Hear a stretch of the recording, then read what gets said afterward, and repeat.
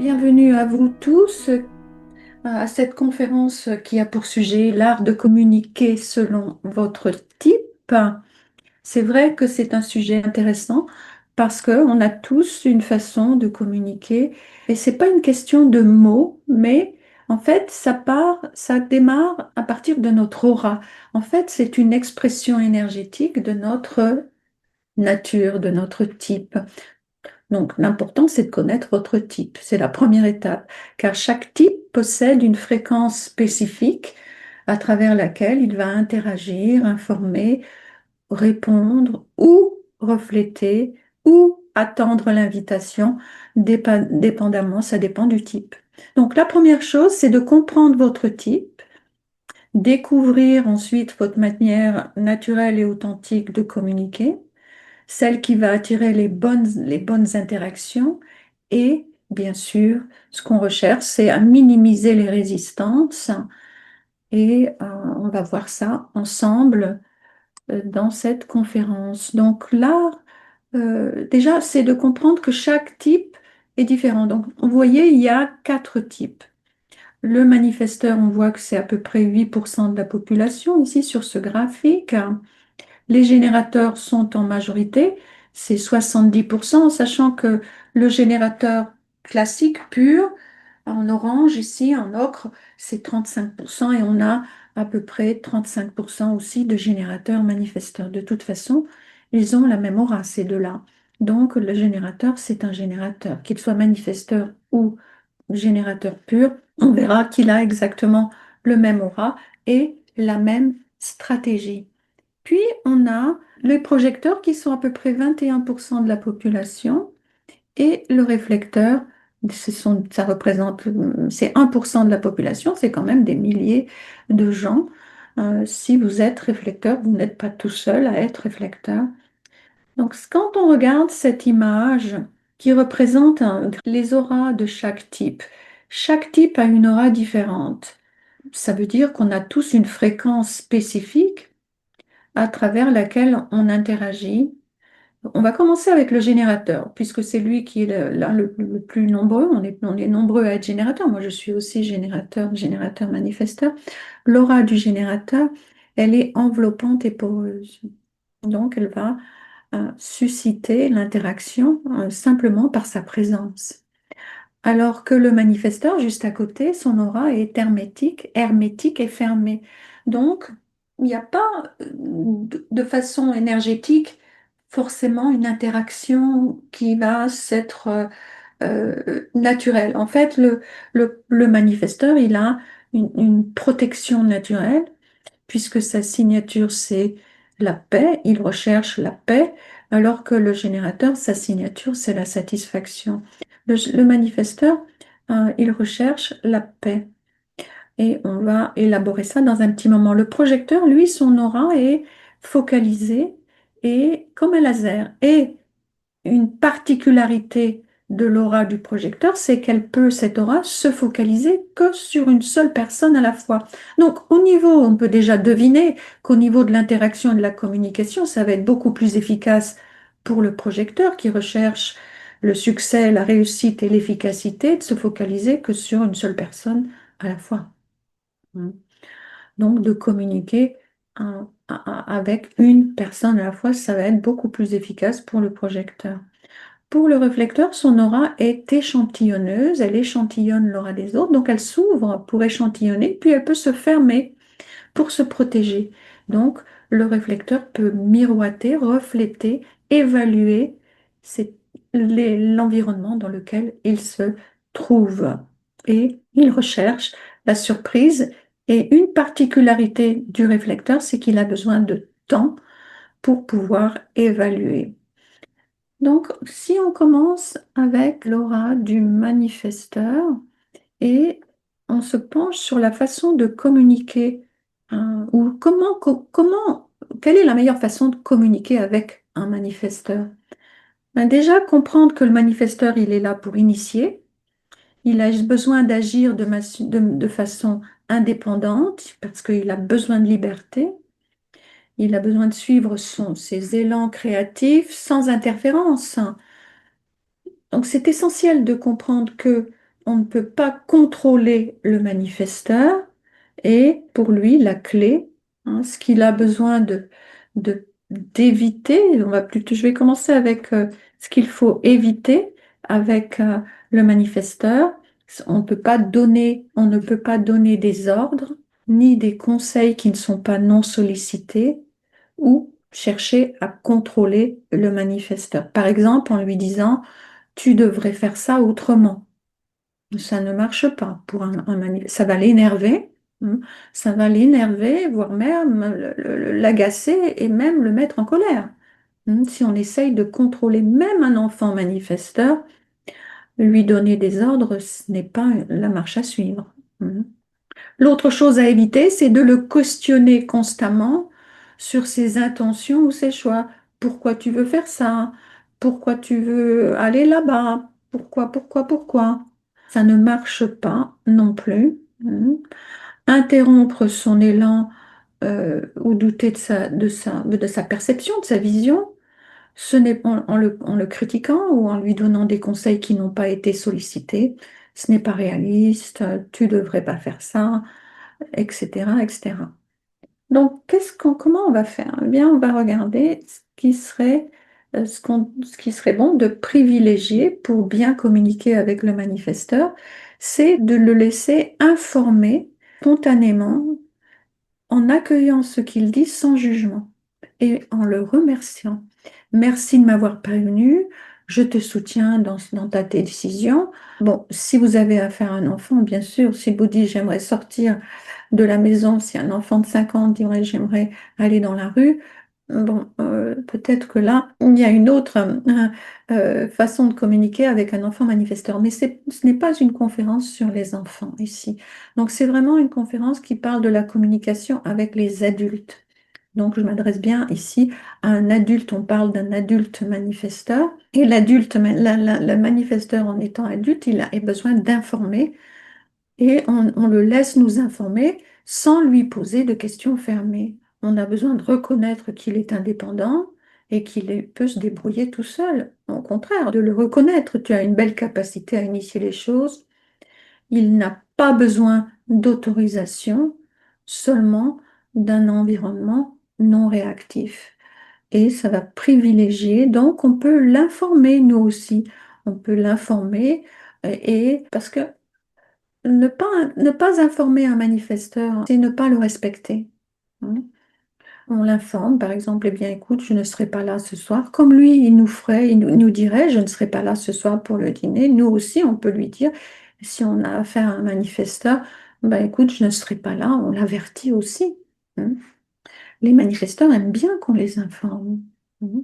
Donc, les clés de la communication ici, c'est informer avant d'agir. C'est sa stratégie au manifesteur, oui. Et lorsqu'il se sent écouté et non contrôlé, le manifesteur va vraiment être capable de collaborer. Donc, c'est la confiance et le respect de son autonomie. Ici, j'ai mis un petit tableau euh, pour récapituler un peu ce qu'on vient de dire, à éviter les questions fermées. Par exemple, pourquoi tu fais ça?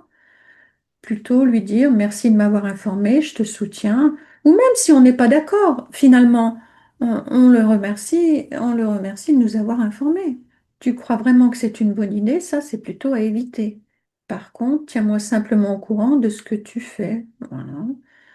Euh, Tu devras me demander avant d'agir. Non, on le laisse nous informer. Il a la capacité d'initier les choses. Tu penses pouvoir y arriver tout seul? Non, on ne peut pas dire ça à un manifesteur. Ça va l'énerver, ça va l'agacer. On fait confiance à sa vision et on le laisse faire à son rythme. Si on lui dit ce n'est pas réaliste, c'est un jugement. Voilà, donc on lui demande de nous informer. J'apprécie que tu informes avant d'agir, que tu m'informes avant d'agir. Hmm. Lorsqu'il informe le manifesteur, il ne va pas rencontrer de résistance. La pire des choses à dire à un manifesteur, attends qu'on te dise oui, ben non, c'est pas du tout une belle façon de communiquer avec le manifesteur. Il est indépendant, il n'a pas besoin de l'autorisation de qui que ce soit. Le manifesteur peut naviguer tout seul. La seule responsabilité, afin d'avoir une communication qui soit agréable et efficace avec les autres, eh bien, et paisible, hein, puisque le manifesteur recherche la paix, c'est d'informer, hein. Et lorsque vous voulez communiquer avec un manifesteur, eh bien, si on révise un peu ce qu'on vient de dire. Donc, je viens de le dire, hein, la clé pour le manifesteur, c'est d'informer avant d'agir, sans chercher à plaire ni à obtenir l'approbation. S'il exprime ses intentions avec transparence, il favorise la coopération et diminue la résistance autour de lui. Lorsqu'il parle depuis son autorité intérieure plutôt qu'en réaction, son impact devient naturel et puissant. Vraiment, le manifesteur peut vraiment impacter lorsqu'il communique correctement. Donc, pour nous tous qui ne sommes pas manifesteurs, on ne pose pas de questions fermées à un manifesteur. On lui demande simplement de nous informer et si on a des choses à lui dire, on l'informe également. Maintenant, passons au générateur. Le générateur, rappelez-vous, il a une aura qui est enveloppante et poreuse, donc qui va solliciter l'interaction. Et la clé pour lui, c'est que son énergie vitale va s'activer lorsqu'il répond à une stimulation ou à une sollicitation extérieure. Et la meilleure des choses, c'est de lui poser des questions fermées. Ça peut être une question fermée, mais ça peut être aussi une opportunité, un son par exemple, quelqu'un qui frappe à la porte, un mouvement. Toute la communication du générateur passe par la réponse viscérale.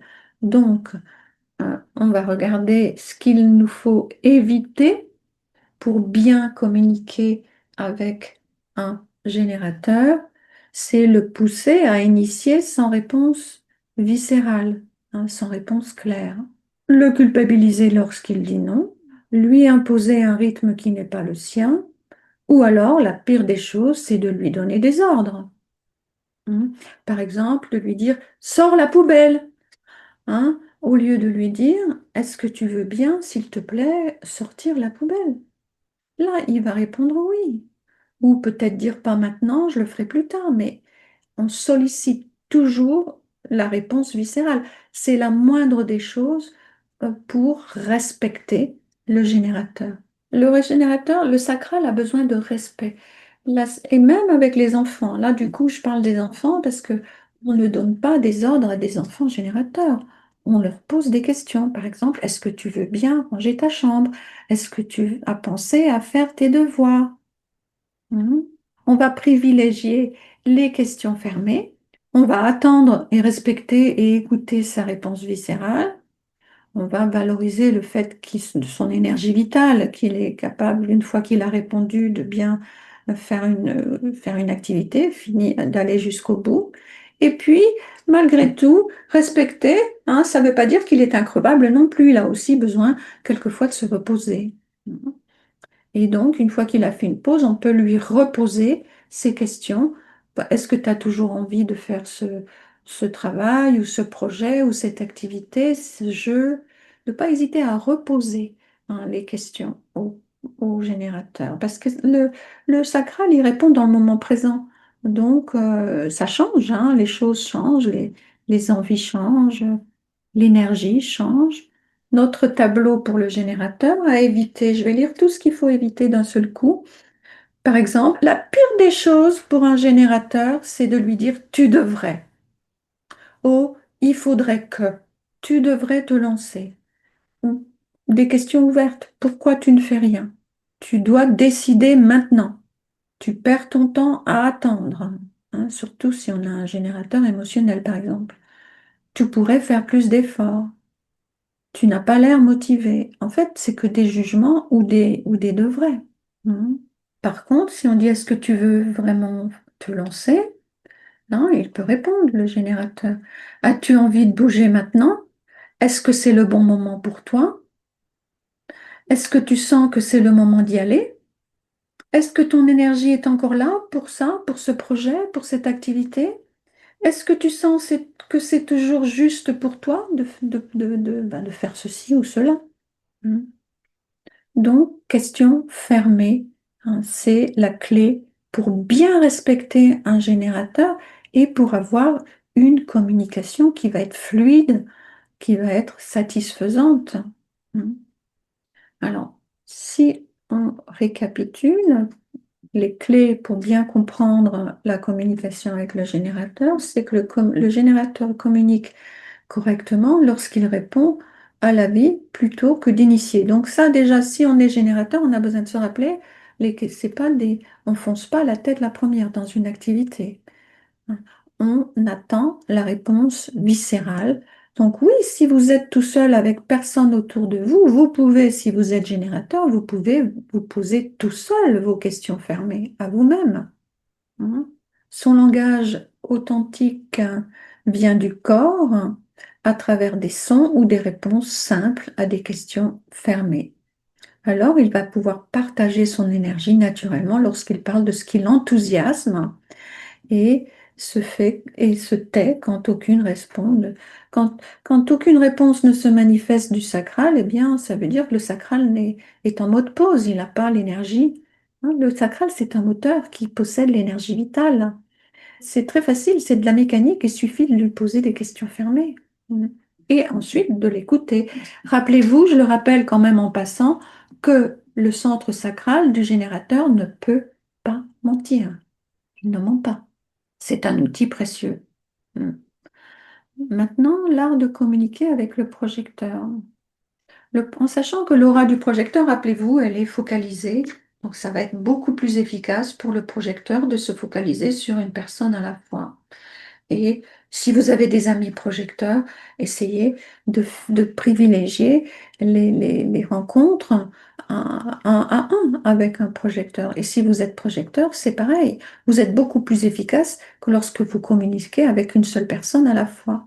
Vous êtes naturellement doué pour le conseil et pour guider les autres.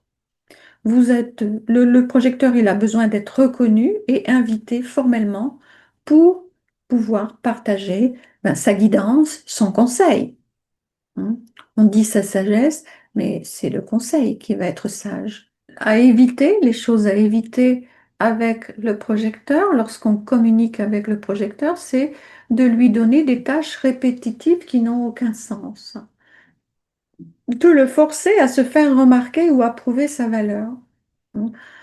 Ou de le bombarder de questions fermées. Je dirais la pire des choses, c'est vraiment de le bombarder de questions fermées. Oh, les pauvres projecteurs. Comme il y a une majorité de générateurs, n'est-ce pas? Eh bien, les générateurs, ils savent poser des questions fermées.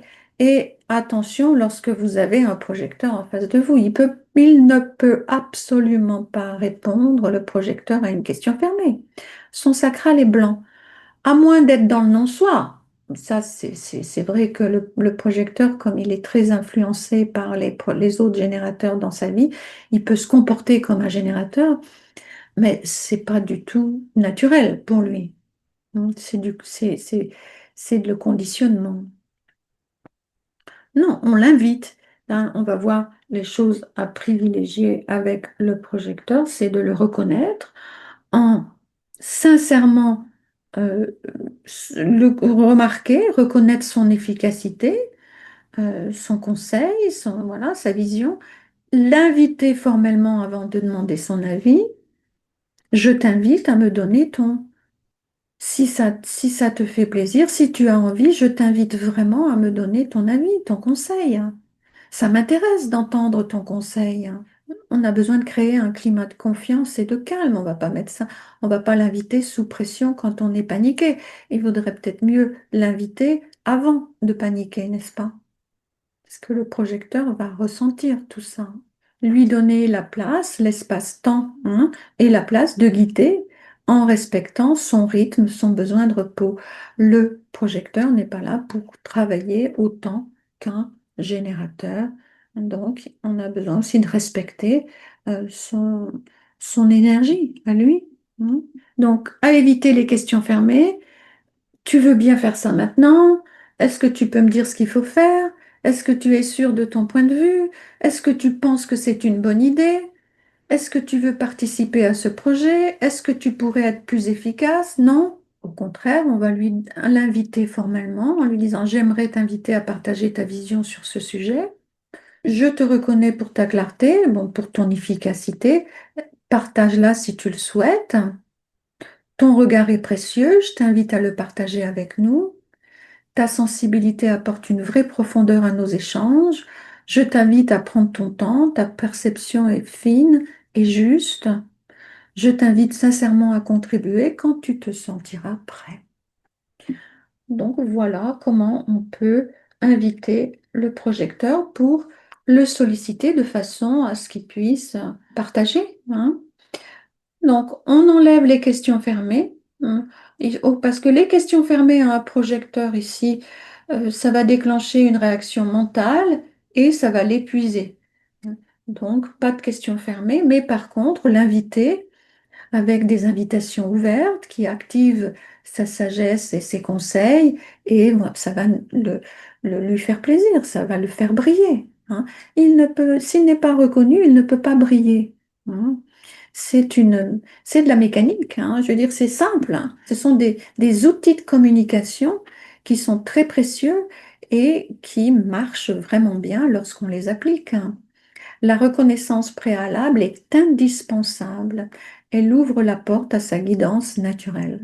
Bon, c'est pas parce qu'on l'invite qu'il a besoin aussi de dire oui tout de suite, hein. Peut-être qu'il a besoin de clarté, peut-être qu'il a besoin de prendre son temps. Mais en tout cas, on l'invite et on attend qu'il puisse partager quand il est prêt. Quand on regarde le réflecteur, l'aura du réflecteur, elle est résistance et échantillonneuse. Donc, il peut absolument, le réflecteur, refléter l'environnement, car il a un don, le réflecteur. C'est le don d'évaluer. C'est vraiment un évaluateur naturel lorsqu'il prend le temps de ressentir l'environnement. Il a besoin de temps pour trouver vraiment l'évaluation juste avant de la partager, cette évaluation. La clé pour le réflecteur, c'est le temps. Il ne peut pas se précipiter. Donc, on va éviter de lui mettre la pression à ce réflecteur. Le presser à se décider, le presser à donner son avis, le presser à donner son ressenti, exiger de lui qu'il nous fasse une évaluation rapide, non, c'est pas possible. On ne peut pas lui imposer des attentes ou en le comparant à un autre type. On évite d'ignorer sa sensibilité, hein, puisqu'il est sensible aux environnements et il a absolument besoin de se retirer pour justement faire le bilan de ce qu'il a échantillonné et pour prendre le temps, il aura peut-être besoin d'échantillonner plusieurs fois, par exemple un environnement, un groupe, avant de ressentir si ce groupe est bon pour lui. Mhm. Donc, on va privilégier l'écoute en étant patient et en étant bienveillant, puisque l'une des stratégies du réflecteur pour prendre ses décisions, c'est de discuter avec quelqu'un de confiance sans l'influencer, mais en l'écoutant pour qu'il puisse, prendre le temps, hein, de s'écouter parler en parlant de sa décision. On a besoin d'être là pour lui en étant bienveillant. On valorise son don d'évaluation. On peut le reconnaître, ce don d'observation et d'évaluation, et on crée un environnement de communication calme et inspirant, sans lui donner la marche à suivre, mais en l'écoutant autant de fois qu'il a besoin pendant qu'il prend une décision, puisque la stratégie du réflecteur, c'est le temps, attendre un cycle complet, c'est-à-dire au moins 28 jours, hein, un cycle lunaire, à partir du moment où il a une décision à prendre, hein. Donc, prendre le temps et en discutant avec quelqu'un de bienveillant et de confiance. On va éviter de lui mettre la pression en disant décide-toi maintenant, c'est urgent, ou alors en le critiquant. Tu changes toujours d'avis, sois plus consistant, tu es trop influençable, ne sois pas si lent à répondre, tu devrais savoir ce que tu veux, ou alors carrément, ce n'est pas la peine d'attendre, vas-y. C'est la pire des choses à dire à un réflecteur, hein. Par contre, si on lui dit quand tu seras prêt, j'aimerais qu'on en parle ensemble. Tes perceptions évoluent, j'aimerais en discuter avec toi quand tu le souhaites. J'aimerais entendre ce que tu ressens. Ton regard est précieux, ton évaluation est précieuse. Prends ton temps et quand tu voudras en parler, je serai là. Ça, c'est très bon pour le projet, pour le réflecteur. Ce que tu ressens aujourd'hui m'intéresse, partage-le quand tu le sens. Je suis là pour toi. Je suis disponible pour en discuter autant de fois que tu le souhaites. Hein. Voilà les clés pour bien communiquer avec un réflecteur. Hein. Voyez comme tout est très différent. Par exemple, le réflecteur et le manifesteur sont à l'opposé. Hein, je veux dire, là, le réflecteur, il a besoin de vraiment beaucoup de temps. La clé de compréhension pour bien comprendre la communication avec un réflecteur, c'est, pour un réflecteur, c'est important qu'il observe plutôt que de se projeter et puis de bien écouter. Nous, on a besoin d'écouter le réflecteur sans le forcer, en faisant confiance à sa perception, à son évaluation. Il a besoin de temps. La qualité de la communication dépend directement de la qualité du climat dans lequel elle se déroule. Donc, si vous avez des réflecteurs autour de vous, offrez-leur du temps et de la bienveillance pour qu'ils puissent discuter avec vous. Et si vous êtes réflecteur, trouvez les gens autour de vous qui sont bienveillants et qui peuvent vous écouter sans qu'ils essayent de vous influencer, hein, puisque vous avez besoin d'avoir une oreille qui est un peu une caisse de résonance pour vous. Donc, pour les générateurs, et ça c'est seulement pour les générateurs, si vous avez besoin de vous reconnecter avec votre centre sacral pour bien apprendre à répondre avec avec votre sacral, il y a un atelier qui s'appelle Révéler le sacral qui va avoir lieu le 20 novembre à 19 heures avec Isabelle et Evelyne. Donc, n'hésitez pas à vous inscrire si vous avez ressenti le besoin. C'est la fin de notre épisode. Merci de votre écoute. Nous vous invitons à visiter le site de l'École de Design Humain France où se trouvent toutes les informations sur les prochains cours. Il y a aussi le rapport de synthèse. Vous pouvez y accéder. Vous pouvez obtenir votre schéma corporel gratuitement. Vous pouvez aussi visiter le blog et là se trouvent les épisodes, de nombreux épisodes de podcast, des vidéos et aussi sur le site de l'école. N'oubliez pas de consulter le registre des professionnels. À bientôt!